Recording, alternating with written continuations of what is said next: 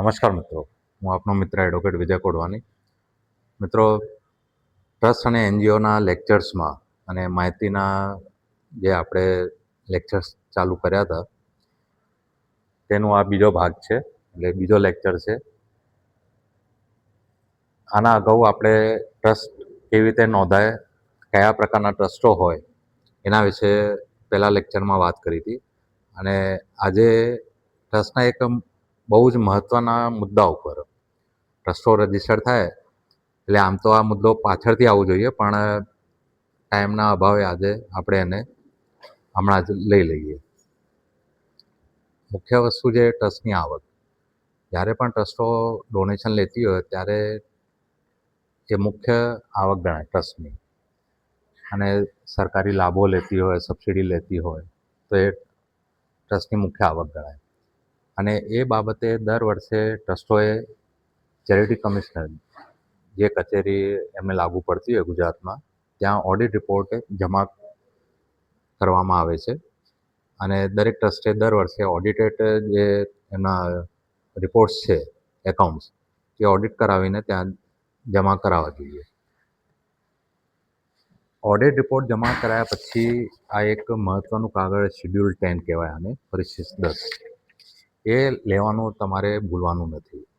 કારણ કે જે તમે ઓડિટ રિપોર્ટો જમા કરાવો છો એની સંપૂર્ણ માહિતી, કે કેટલા વર્ષના તમે ઓડિટ રિપોર્ટ જમા કરાયા છે, કેટલી આવક બતાવી છે, એ બધું આ શેડ્યુલ 10માં બતાવવામાં આવે છે.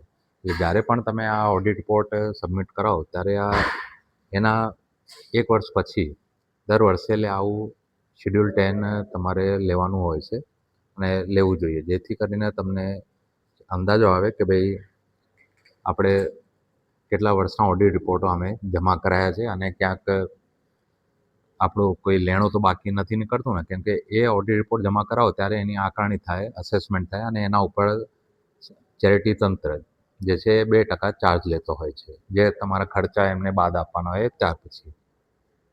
એટલે દરેક ટ્રસ્ટે અમુક વસ્તુ ક્યારેક એવું થાય છે કે ભાઈ ઓડિટ રિપોર્ટ જમા કરાયા પછી એની કોઈ ઓછી કોપી કે સિક્કાવાળી કોપી પાછા લેતા નથી, પણ એ પણ લેવું જોઈએ. અને આકારણી થયા પછી, અસેસમેન્ટ થયા પછી આ શેડ્યુલ 10 જે મેં કીધું, એટલે આ રીતનું શેડ્યુલ 10 હોય છે, એ તમારે જરૂરથી લઈને પોતાના રેકોર્ડમાં રાખવું જોઈએ. એટલે આજે વાત કરીએ એટલે શેડ્યુલ 10 બાબતે. શેડ્યુલ 10 શું છે?